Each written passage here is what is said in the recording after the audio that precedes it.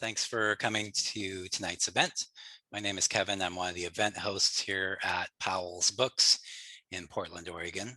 Before we begin, I want to encourage you to check out our lineup of upcoming virtual events by visiting our website at powells.com.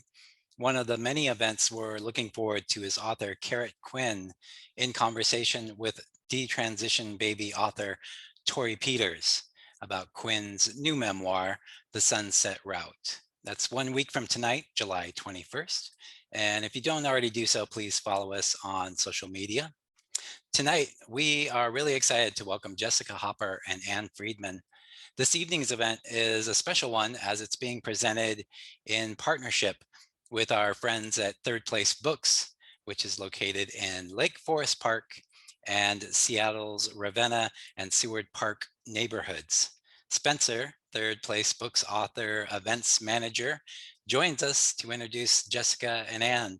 Spencer, it's really great to see you, and it's really fun to partner up with you for this event. Hey, thank you so much, Kevin. Thanks to Powell's, their entire event team, and thanks to Jessica and Ann and Jessica's publisher, Farrar, Straus, and Giroux for bringing us all together tonight.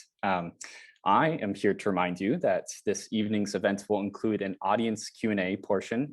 So please use the Q&A button at the bottom of your screen if you'd like to ask a question. As well, if someone has typed a question that you'd like to know the answer to, you can upvote that particular question by clicking the thumbs up button. Most importantly, please consider supporting Jessica, Third Place Books, and Powell's by purchasing a copy of Jessica's new book. Links to buy the first collection of criticism by a living female rock critic, along with a link to Ann's book, Big Friendship, will be shared in the chats a couple of times this evening. So please feel free to patronize whichever bookstore is closest to your home and support your local indie. And now I'm pleased to introduce tonight's speakers. So after achieving cult status in 2015, Jessica Hopper's The First Collection of Criticism by a Living Female Rock Critic is now back in print and here to usher in a new era of followers to Hopper's insatiable work. Hopper is also the author of the novel Night Moves, and you'll find that this flagship collection that I've been holding in my hands includes only a fraction of her work.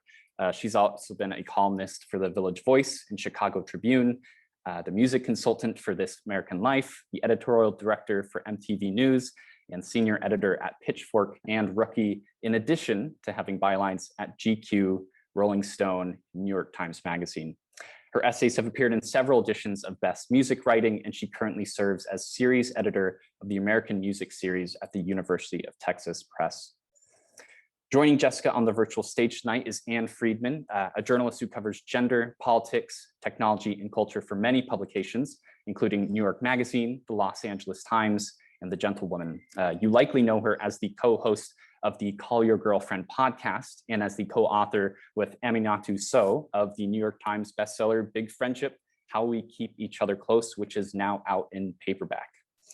Tonight, they're both here to talk about the reissue of First Collection of Criticism, which has over 40% new material, a brilliant new cover by Alex Merto, and a foreword by Samantha Irby. This book already has a whole new life in the hands of booksellers, whether they've been hand-selling this classic since 2015 or they're just discovering it for the first time. And with that, let's get started. Jessica and Ann, we're so thrilled to welcome you both tonight. Thank you so much for joining us. Thank you. Thank you, Powell's and Third Place and Ann. I am so happy to be here. I want to hold this book up again so everyone can see it. And also just note the girth of this book.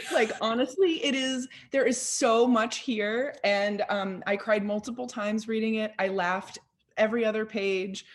I just want to start with a fan level shout out to this thing we're about to talk about.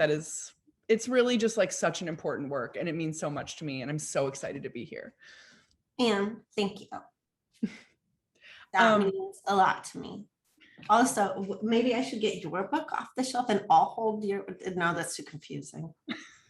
Okay. No, we're talking about your book today. Okay, fine.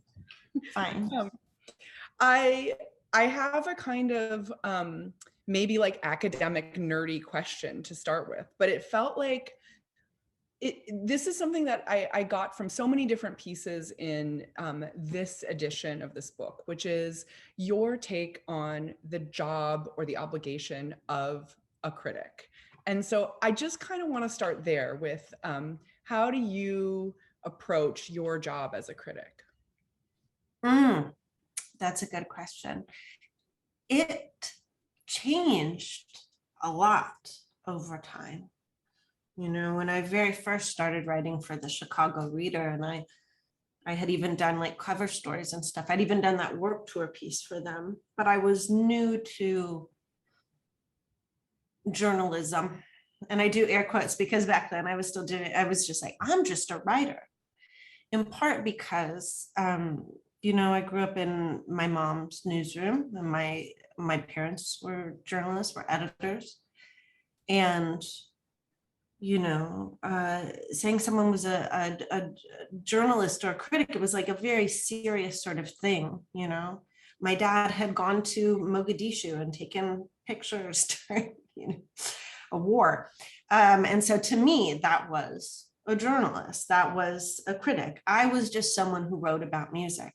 And I think part of that is I was even maybe scared to say I was a critic for a while. Though, when I was re-editing my book, I noticed that even in my first drafts of Emo Where the Girls Are, I referred to myself as a music critic, even though I was working primarily as a publicist. And I didn't even have like a regular music writing gig outside of like writing columns for Punk Planet and doing my fanzine. And I thought, well, that's sort of a ballsy little adventure, or what is a more feminist way of saying ballsy? I don't know. And so early on, I think I was very reluctant to say I was a critic, but also I really wanted to be one. Like, that's all I cared about, I think. And I think back then I thought the role of the critic was maybe more in the traditional canonical criticism idea, like traditional criticism idea of like, you know, kind of like thumbs up, thumbs down a little bit more, and just sort of like write with energy about things you love and hate.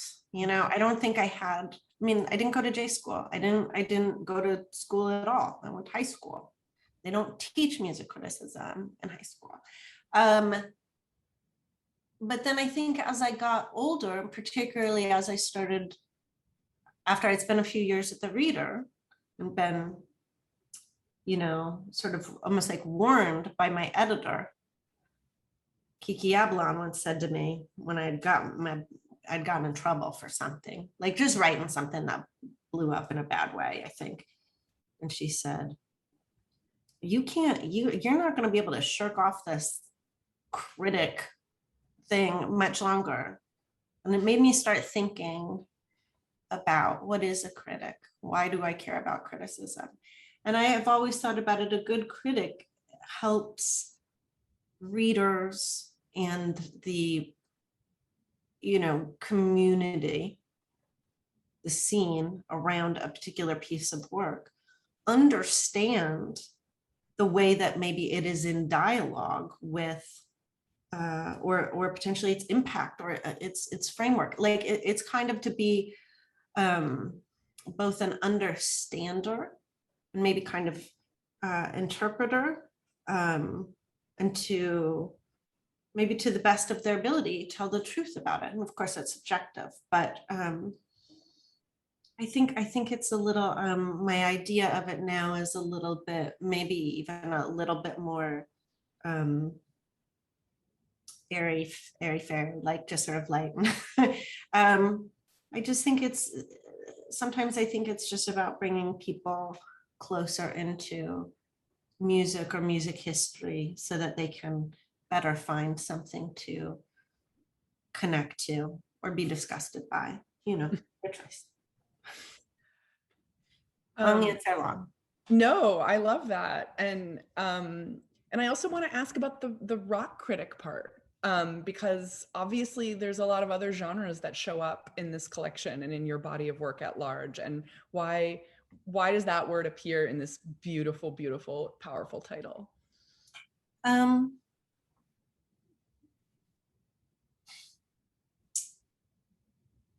I think,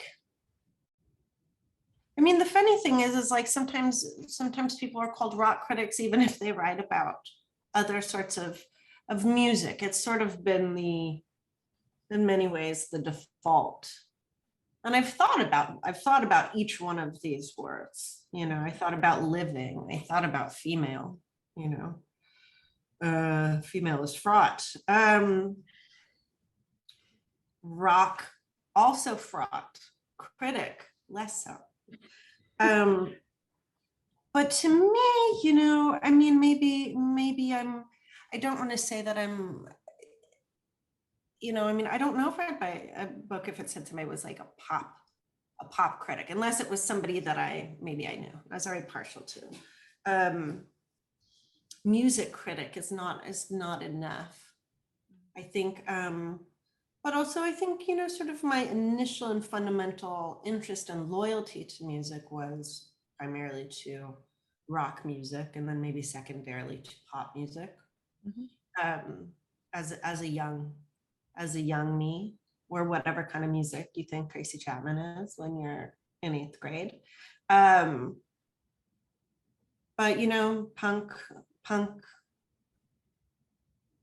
and rock, I think, are my primarily, like, you know, like my those two. Okay, I mean, I could ask you about every single word in this title, but maybe instead I want to ask you to read a little bit from the book before I ask you the many other things I want to ask you. Okay, thank you.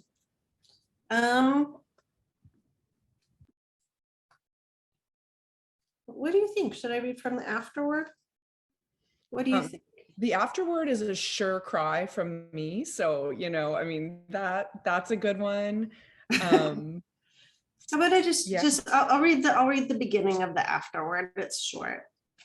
You know, okay. People probably gotta like go make dinner and stuff. Not me. I already made my dinner. It's like a fruit cornbread. Okay. Afterward. All right. This is where if you're at home, you can read along. That's page 411. Make a little dinging sound when we get to the bottom of the page, like the little cassette, the little Disney cassettes I had as a kid. Okay. Afterward. When I was 15, I was furious at the world. It was boring, depleting, unjust, and it assumed teenage girls were stupid. Punk music introduced me to awe, rapture, and reverence I had not known. Helpful obeisance was the peak virtue of girlhood, of womanhood. Punk's rejection of silence drew me in. I felt right amid such amateur and calamitous noise. In interviews for the first edition of this book, I told the story of my birth as a music writer, how at 15, I had read a piece about the all-women noise trio Babes in Toyland. And I felt that the critic got it wrong, and that I, a fan, could get it right. That my entrance to music criticism was a rebuttal is a significant point. Much of my early career was me yelling, "But you're wrong," over the transom. It's just as meaningful that the first music I was empowered by was a woman screaming. Cat Bjelland's screaming, which cut through the din like a scythe, was art. To lift the scream aloft in a song, to form it over again and again, the immensity was almost mythical, taunting, a dare against silence. Her scream was a seed. Its intemperance and sheer extremity offered a new glamorous destiny for my feral self. It forced me to consider what would happen if I screamed too.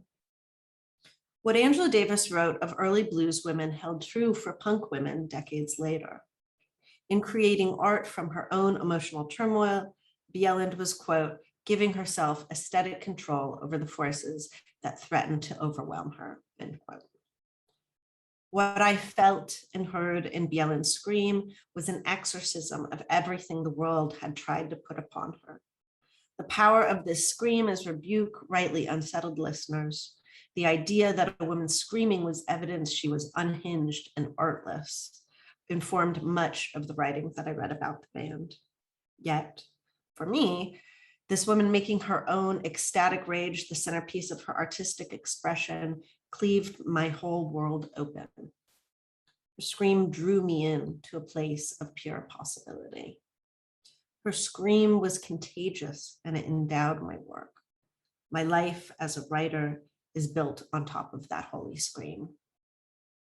When the local magazine wouldn't let me write a corrective piece about Babes in Toyland, I went to work making my own Xerox magazine, Hit It or Quit It. I was fortunate enough to grow up in Minneapolis at the dawn of the 90s, when active participation in underground culture was an expectation. You couldn't just come in and consume.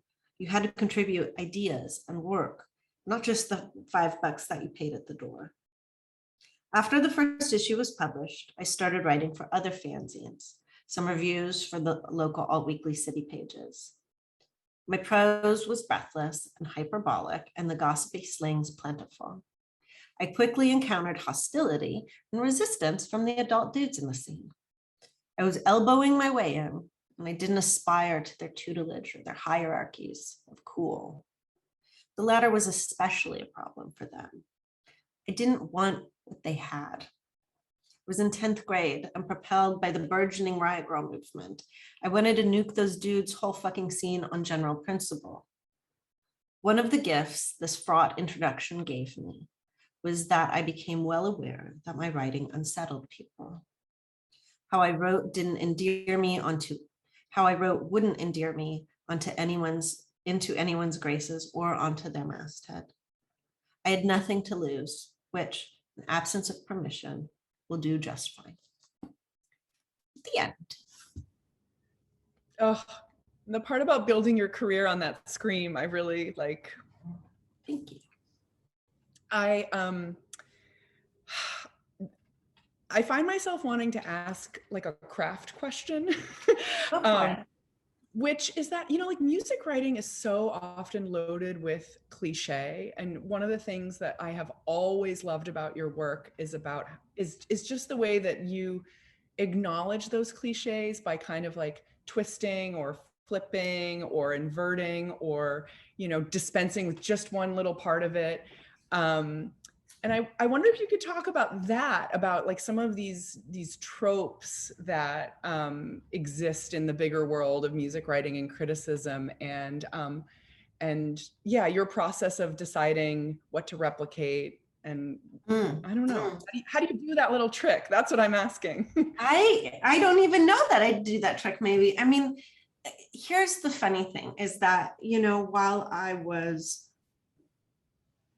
starting as you know, my very first beginnings as a music writer, as like a teenager, pretty soon after that, I also started doing publicity for punk bands and labels. And so, you know, I've probably written like 10,000 press releases in my life.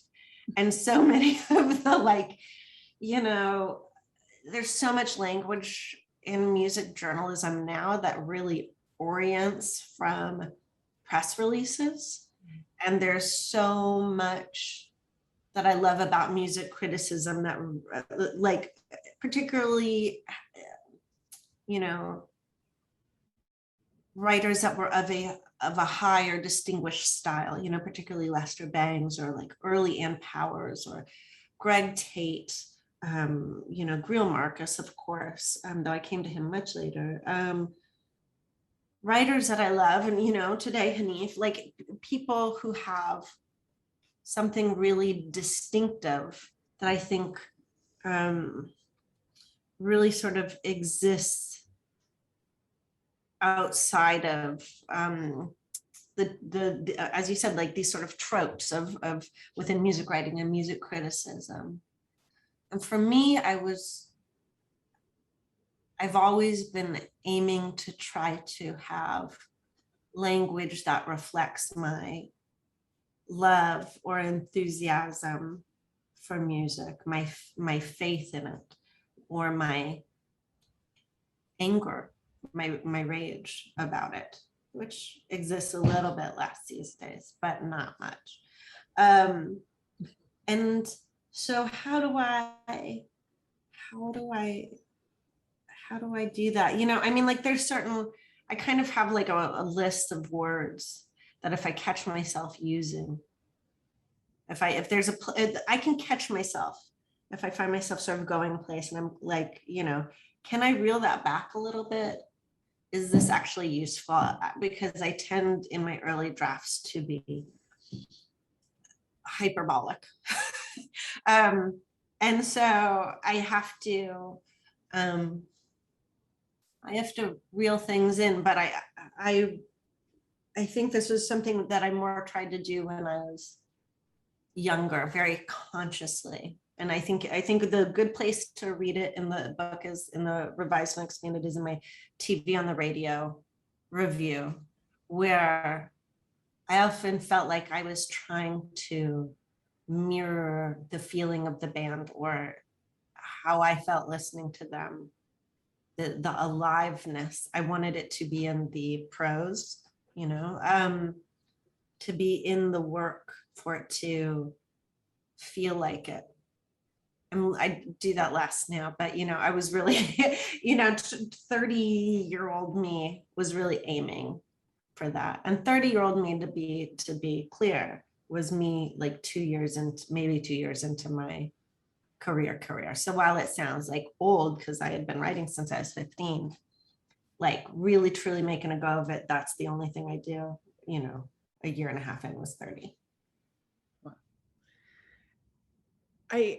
I also want to ask about the process of doing this revised and expanded edition, and how much of like a line edit did this stuff get? I mean, obviously there are some footnotes, which I was just desperate for more footnotes. You could do another revision of this that's just like a full David Foster Wallace level footnoted, and I would eat it up.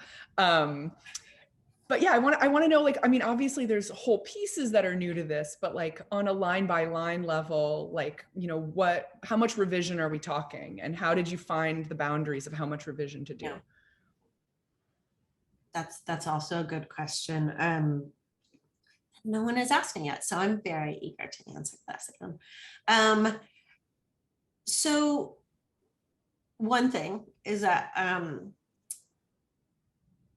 I had tons of footnotes in email where the girls aren't.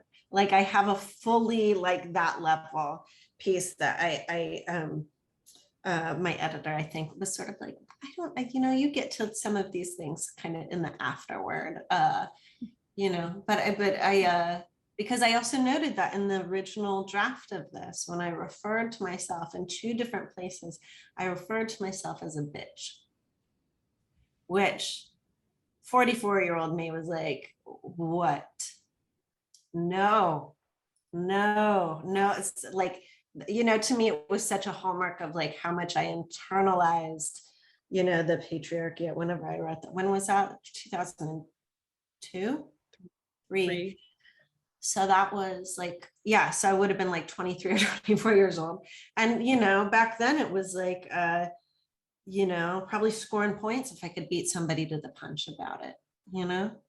But that actually made me really sad. And I wanted to write about that. And I had a very long footnote about that. So maybe one day I do like a little zine, or I publish that somewhere with its like extensive David Foster Wallace-esque footnotes.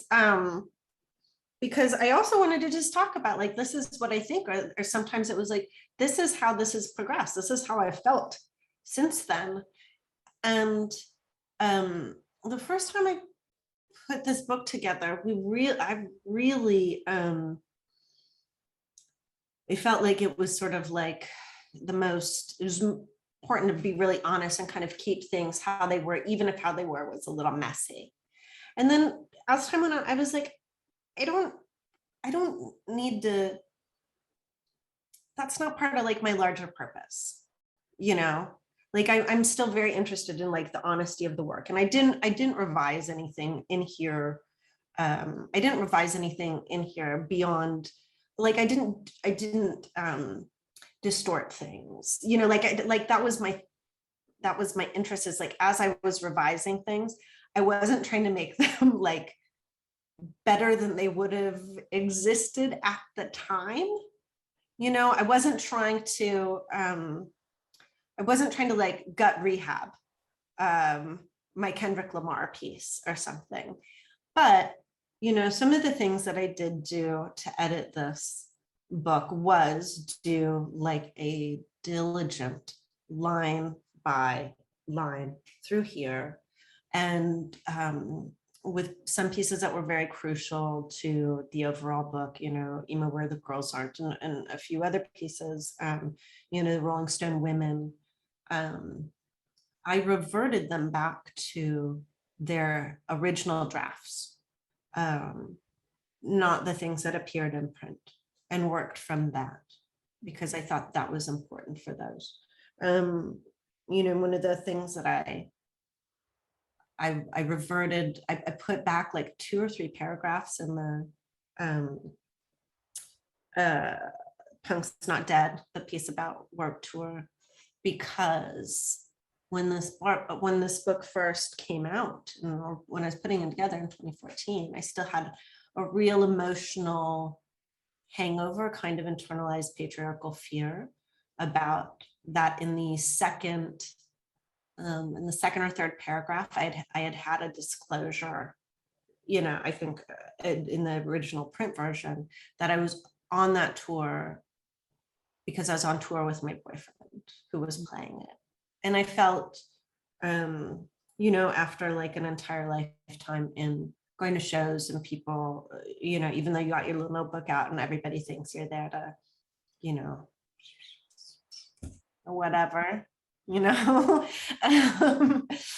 that, you know, I mean, like just being you know, your very presence anywhere, no matter what business you have there, being, you know, people assuming that, that you're a groupie.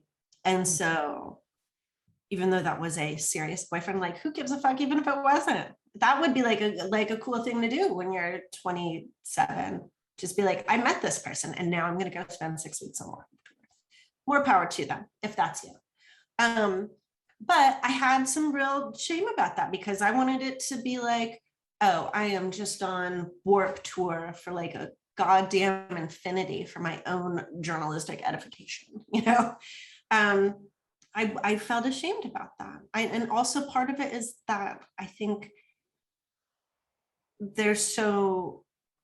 I spent so much of my young career, and probably up until like, I don't know, 38,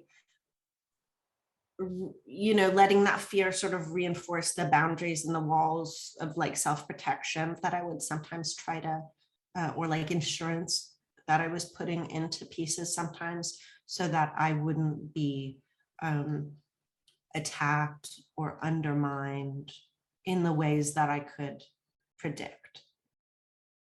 And, but, you know, the other thing about editing this is like, you know, I got to, you know, I had a piece in here about Tyler, the Creator, which is very much from another time, you know, was from his first record. And there was a lot of stuff in there about how, like, you know, how there were just things that were received and perceived as being derogatory towards queer people in his music. And given where he's at in his life and his career, that did not make sense to keep in there, you know? Though I do think it was, you know, parts of it were, as we say, fair criticism at the time, you know, because we didn't have the whole story, or, you know, that there were,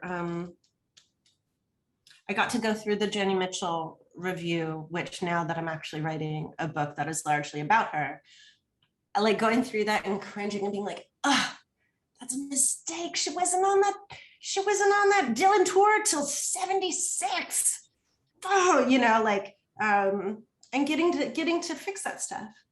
And I don't know if I'm going to be able to do, you know, 3rd, 4th, 8th, 9th, 20th edition of this book, So it's very important to me to get it how I wanted it to be, you know, and take out also, there were certainly pieces where when I went back to them, I very much remembered things that, you know, I've had white male editors, white men editors of a certain age, almost exclusively as editors my entire, for the big bulk of my career, with some notable exception. And I could find parts and conclusions that I came to that were essentially, you know, the conclusion of my editor, where I was like, how, you know, I'm not a hundo on that. Or just wording where it's like, I never wanted that phrase. And so I got to change those things. I got to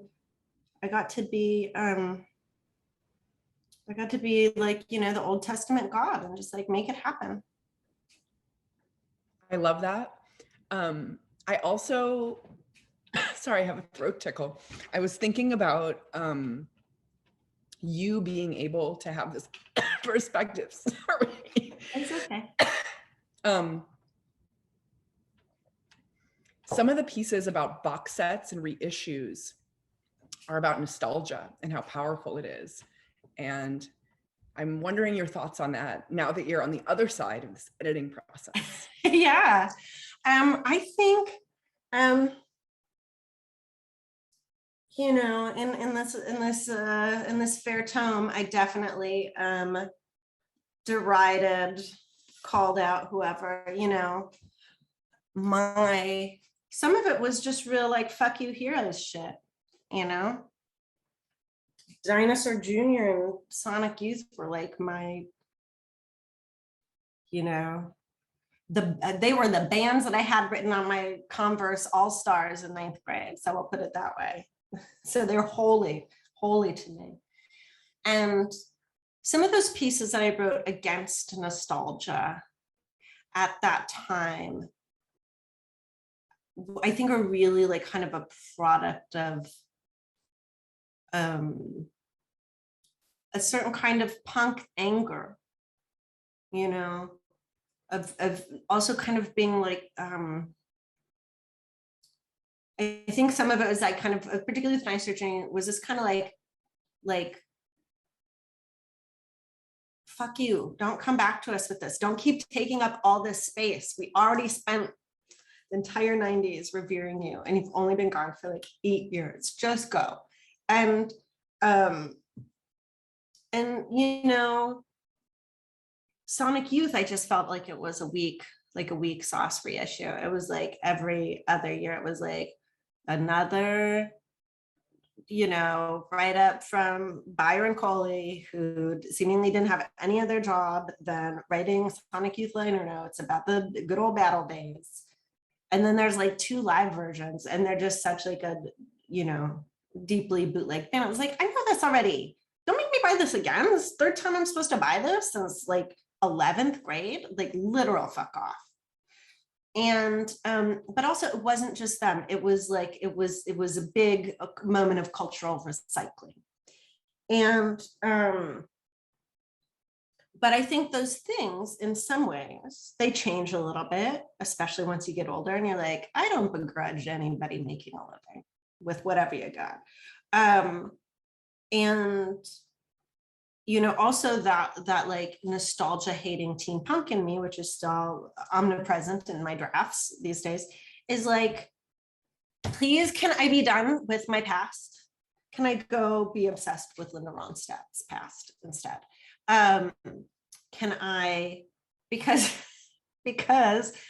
all the books that I've done so far are really in some ways excavating, circling some of these same places. You know, Night Moves, my memoir, is really about my early days as a writer and kind of going, you know, bringing that back up. And then oh my God, I just totally forgot the name of my first book.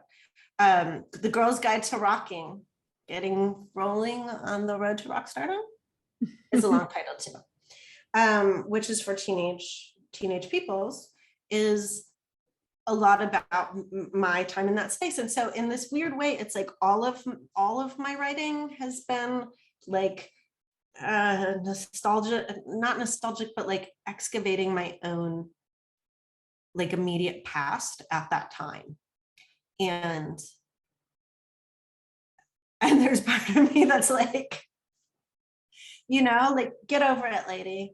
But then there's another part of me now as an older critic, which I think is really revealed in the oral histories, in particular, the Rolling Stone women, that understands a different and evolving weight of just getting the work down and chronicled and on paper, and that is hugely valuable. Can you make something that people can reasonably find at a library that will connect them, that will be a bridge to another time and place?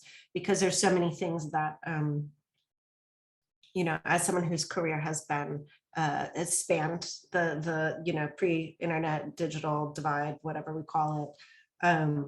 There's so many things that are just lost to that, and so many people and writings and stuff like that. And so so I'm a little bit more liberal about it these days, and hopefully my readers don't think I'm a corny Sonic Youth grade box set sellout on this one.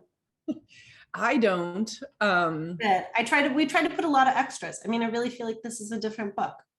Oh, And it's a book with a different kind of confidence. And I also think it is a book that justifies its existence much more, you know, kind of like bangs it on the table in a way that the first book was just sort of like, I've been writing a long time. Or that's how I think about it now. yeah, I mean, it was such a pleasure to sit down and read this cover to cover, even though I've read much of it before. And one thing that, you know, you articulate really precisely in Emo Where the Girls Aren't, but like really is just suffused throughout, is this notion of like, well, A, can I love music if I don't find myself in it? And then B, if I don't find myself in it, or if I find active harm in it, or something that is like, you know, antithetical to my values, then do I retire or go the full Andrea Dworkin? You know, like, I mean, I think that's how you present it in that essay. And for me, that feels more pressing the deeper I get into my career, like that question that I also remember feeling in a very different way when I was younger, and when that essay first resonated with me deeply. And I'm wondering if there are other like kind of unsolvable questions or like knots that that you were able to spot as you lined up this body of work anew. Yes, I think there was yes, the answer is yes, and we'll just move on. No, I mean, that's in this way. I didn't even, when I first wrote that, I didn't understand that question to the depth that I even would like a decade later with, you know, the R. Kelly piece that's in the book. And I also didn't think that it was something that I thought I was going to find like some sort of like a solution around, you know, separating art from the artist or whatever. And for me, it is just in the last couple of years, I think, as I've been working on this book about that's largely about Joni Mitchell and women in 1975, but specifically like the heart of it is Joni Mitchell.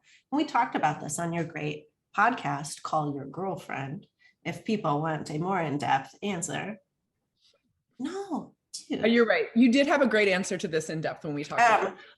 But I even know more about it now. Also, there's people, okay, so to backpedal on that, you know, on So Joni Mitchell on the cover of her 1977 album, 78. She's in blackface on the front. And then on the back, she is clad in a very sort of reductively as a indigenous person with her hand up, and it's just like bad. Is bad all the way around. And she's continually excused it when people brought it up.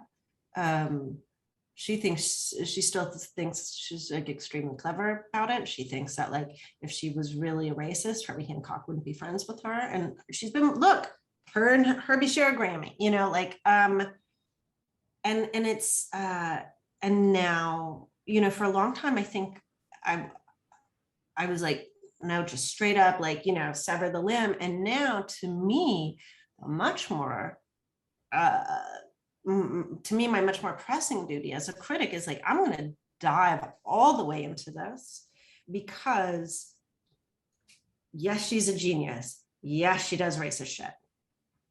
Like, we have to talk about both of them. We have to talk about them in relation to each other. We have to talk about how they cancel each other out or don't, or, you know, like, I mean, they don't cancel each other out, but you know, that it's like how one has obscured the other and made people very reluctant to look at the deeply problematic end of her work.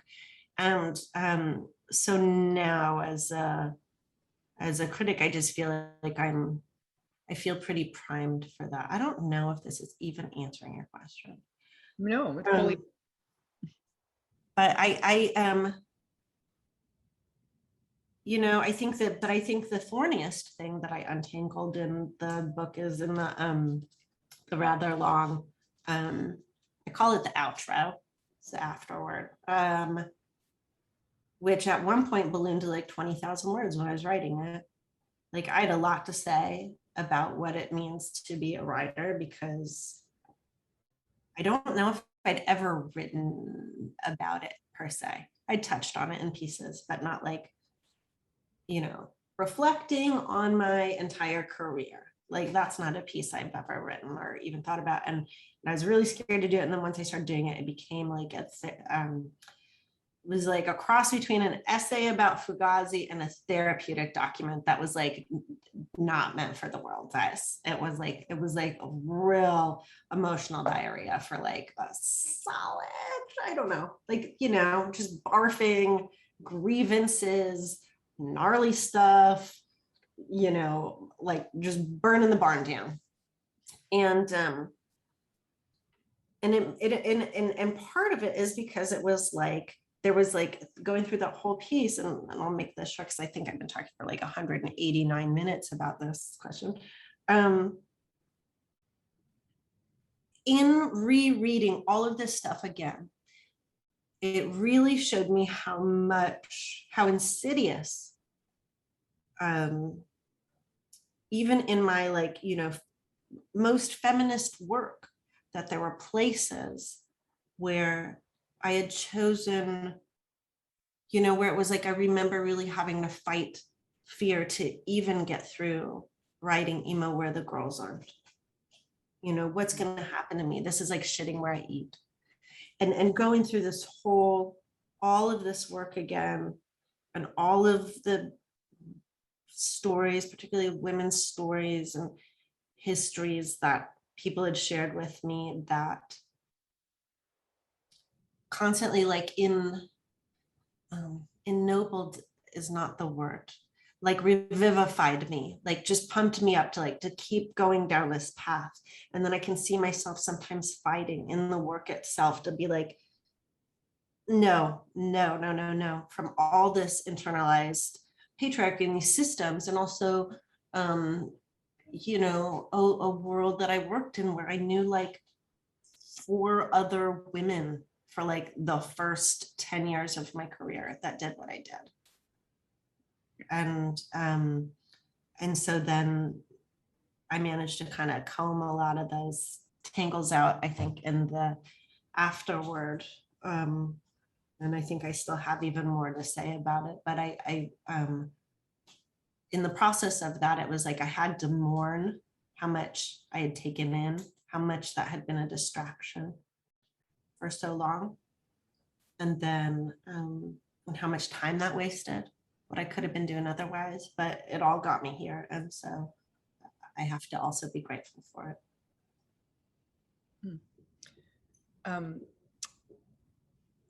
I find myself thinking about, I'm going to quote you back to you. I'm going to just, when I hear you say that, I think about this line, and I forget exactly where it appears in this collection, but, and what is the white heteropatriarchy, if not the biggest algorithm of them all?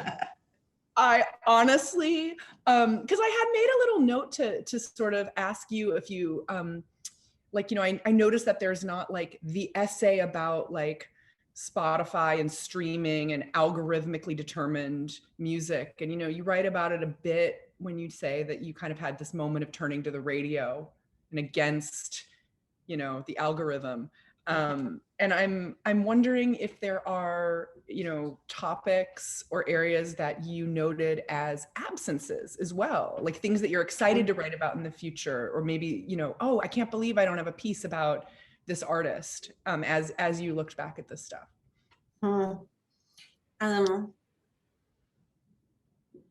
There were pieces that I wanted in here that I couldn't find, pieces that I remember writing. Some of them I don't even remember where they ran, you know, like it's been so long, but also it's like short-lived Canadian, you know, digital only, you know, like, or things that were just print fanzine that did like 6 issues. And so there definitely are things where I'm like, oh, there's like, it's like weird that there's not a piece about such and such. I don't know if there's things that I wanted to. I mean, I always really liked writing about how the music industry really worked. And I think I wrote some pieces about Punk Planet before I even truly knew. I tried to write like an expose about Warped Tour before I'd even gone on it.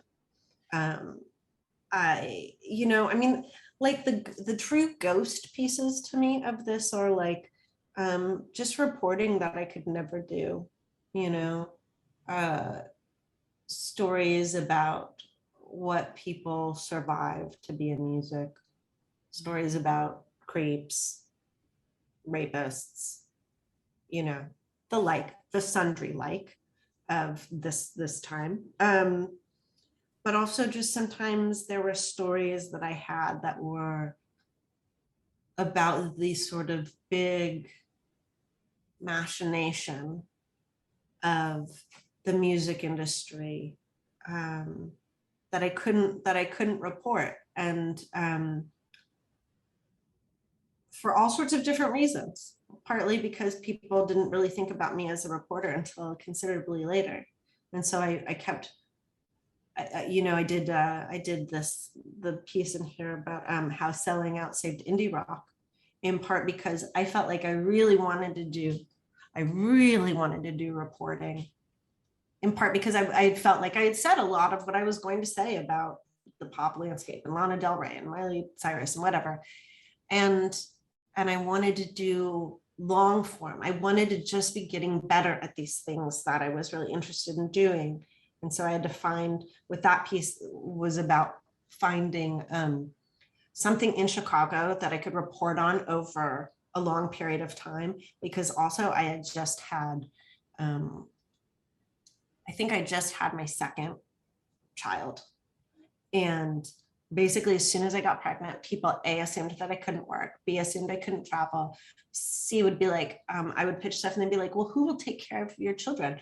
Or, you know, having an editor ask you, it's like another woman my age, do you need to check with your husband? Is your husband okay with that? And I was like, you know, and that was like, I'm going to tell you, that was 2016. And I wanted, and it was like, I was like, I mean, and whatever, maybe this, I think this was smart, but it was also like, whatever is my own just sort of like autodidactic savvy of having to always invent my own career, but also be like, no one's going to imagine me doing it unless I show them that I can do this, which is report a long piece and be a person who is given birth at the same, you know, these two things magically coexist. And so I did this. I was like, what's a story? And like, I don't want to pitch it and have my editor at GQ or whoever be like, well, we should do that in New York because those people are here. And I was like, we are in the center of advertising. I know a bunch of music people that like graduated up to advertising. And so that's how I did that piece.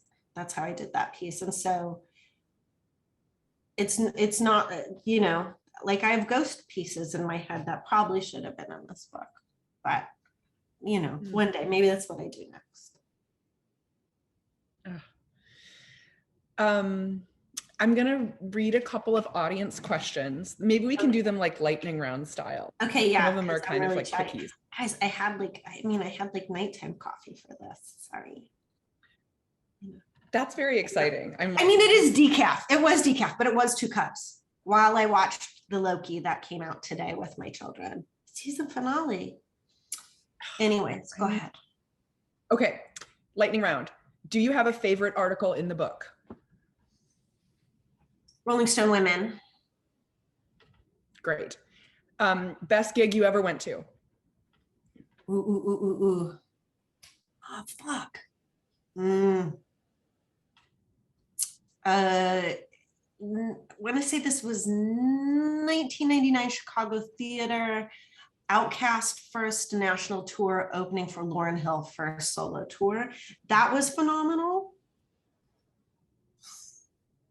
I saw, what was it? It was like, I want to say it was like the day before, was it the day before elections? I don't know. It was like when some really bad shit was going on just immediately pre-Trump election.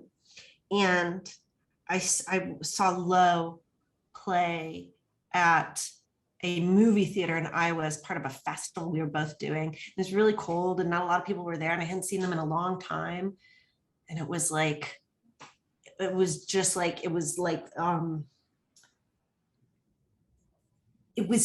epic. And I was like crying, and I was like, you know, I saw, and it just felt very full circle for me, in part because I saw their first show outside of Duluth when I was 16. It's me and one other person. So it was like, anyways. Question 3. Great. Question 3, okay. As a critic, how important is the live experience of seeing a band versus reviewing their recorded output? I mean, I think it's two really good things. And I think as a critic, learning how to do live reviews is like a really great way to learn the craft, improve yourself, and like really learn how to, so I was talking about this with somebody the other day, really learn how to describe things well, to write quickly, to, you know, get your facts straight. I think live reviews is just a great place to really learn, because sometimes there's more clues, and you can look at the audience, and you can, you know, do all these things. And, oh, they're playing this time and last time, and they're playing, you know, there's sometimes more to work with, because sometimes people's records are just such a mystery, and maybe not every record can you impart like a sort of global, you know, thesis on it. They're just really different. But I really like reviewing records, and I do think seeing an artist live can be really useful, particularly when it's bands. Okay, next question. If you were to become deaf, would your critiques of music change in terms of what would you focus on outside of, like, you know, the oral qualities of the music? That is interesting. What would I do? I mean, it would maybe depend on how much I could sort of receive the input of music or feel it. How I mean, I think now when I write about records, I really do try to, I look at the artist's image, I look at who they work with, I look at what, their discography, what it seems like they're trying to do. If it seems like they're trying to copy somebody, who are their collaborators? Where do they sound most alive? And so I think I've always been like a cohesive writer. And so I don't know. It's hard to speculate what a loss of hearing would mean to how it would change things. That's an interesting question. I'm gonna selfishly throw in one more lightning round from me. Okay. Which is that you have this observation about some of the male critics that you were familiar with, and you say what they did with their power was boring. I love that so much. It put words to a feeling I have had and have not articulated that way, which is something I love about your work. But I want to know if there are examples of, or people who you think about, or maybe even practices in yourself you're trying to cultivate of using power in a way that does interest you. There's two different writers who I think use, when I think of people who use their powers in really interesting ways. And there's been like a whole host of people that inspire me about how they use their power in interesting ways, including my old teen boss, Tavi Gevinson. No spoilers, I haven't watched Gossip Girl yet. Okay, so Ewing, who is a Chicago-based writer, poet, sociologist, she always is doing things that I'm like, what's keeping me from doing something that useful with my power, that affirms the community that I care about or that I'm interested in speaking to. Hanif is another person, Hanif Abdurraqib, who I'm speaking with tomorrow, who's my friend. Eve is my friend too. But that they do really interesting things with their time, money, influence, power, whether it's, Hanif will like go buy out all the copies of his book or have a bunch of free copies of his book someplace, or he does 68 to 05, 04, 05, 05, where he's bringing all these poets and new young writers into music criticism and creating paid opportunity to work with like a great person and using that to spotlight people who've, for the most part, never written about music before. But I mean, it's just incredible. And so, or like Eve organized like a poetry block party and just things where I'm like, that's exciting to me. And when I say that those men are boring, we know exactly what they do with their power. And it's just like, they keep it all to themselves. And then sometimes it's a little, pardon the phrase, otherwise it's like a little bit of a circle jerk, or it's get rich and stay rich, like that. Like, could you think of a more boring thing to do? You like, especially in 2021, like get the fuck out of here. Some of the things that I know we are like literally out of time, but one of the things I'm working on right now, and that I've been working on with the writer Sasha Geffen, who's also sometimes been my research assistant and is my collaborator on this, but they have a great book called Glitter Up the Dark. That's like, go get that. But we've been assembling this book, it'll be like a booklet of starting from 1965, memoirs, biographies, criticism, and pop facing academic books about music by women, cis women, trans writers, queer writers, that are, and just basically folks who are working outside of the canon. And we have made this list. It is currently 15 pages long. There will be a public facing version of it that people can, this is typing, this is what I'm doing here, where people, where we can crowdsource some more things into it, but I'm going to print it as like a little fanzine for people. And maybe that's not like a major thing, but for me, that's really important to, because I felt like as a person who was always looking for feminist music criticism, you know, I didn't know that there was like 200 books of precedent before me. And it also just made me feel, a lot of these folks didn't go on to long or distinguished careers outside of like a lot of the academic people, or, you know, outside of like Ann Powers or Evelyn McDonald.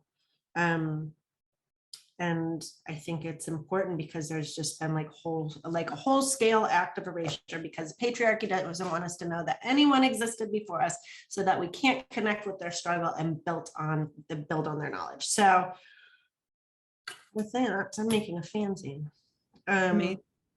So there you go. I can't wait. And then real quick, I know we're totally out of time, but I do want to ask for the quickie synopsis, working title, any little tidbits of info about the book you're working on right now, the next one. The book that I'm working on right now is called Big Friendship. No, that's your book. Guys, it's Ann's book. Will you also buy Ann's book? I really like it. I have long distance besties, and it was really meaningful to me to read, but also because I love Ann and Amina's brains and their candor and like their love. And I constantly feel revivified by both of their works. That's just my little. That's not the book you're working on right now. Okay. To be clear. My book, my next book is called No God But Herself, How Women Changed Music in 1975. And No God But Herself is a phrase in the book where I'm talking about Joni Mitchell. And it's about women in 1975. And I just tried to think of, like, for a couple of years, what could I do?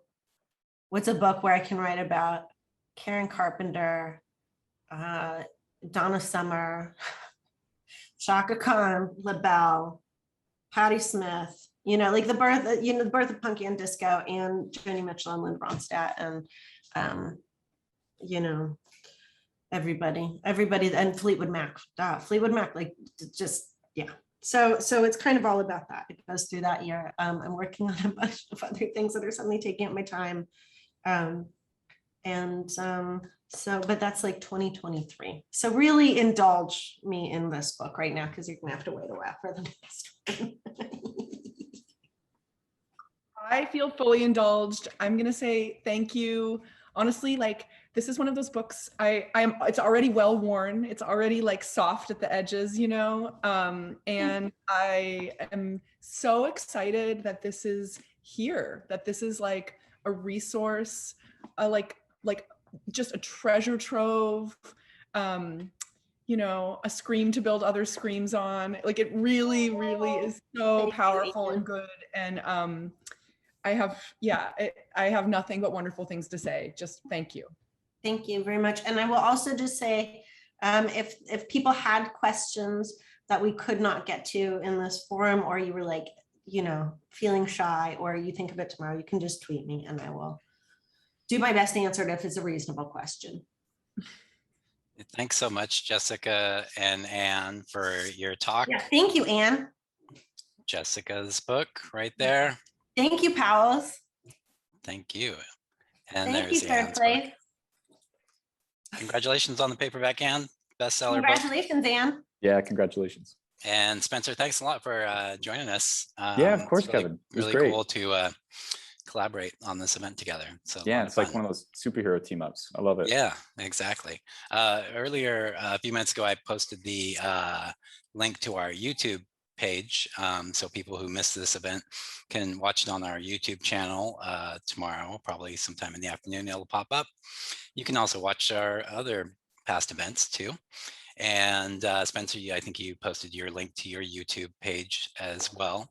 And once again, in the chat, one last time, boom, there's the link to Jessica's book for us and the link to Jessica's book for Third Place Books for all our Seattle friends. And Thanks. Ann's book. And Ann's book too. And Ann's and book Amina's too. book. Yeah, let's see. And here. Amina's book. All right, cut and paste, hold on.